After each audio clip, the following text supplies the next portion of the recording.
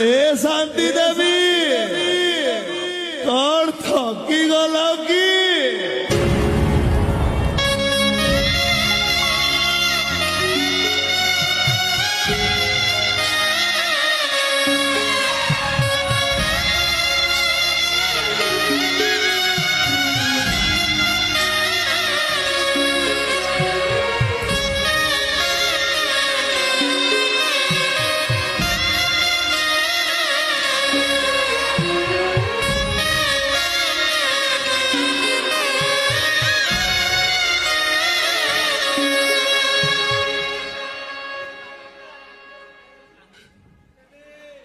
केरे तो तू कौन मुखिए एडा को तो मो सानो पुओ हरि मत डाकुथिला कौन एमती एमती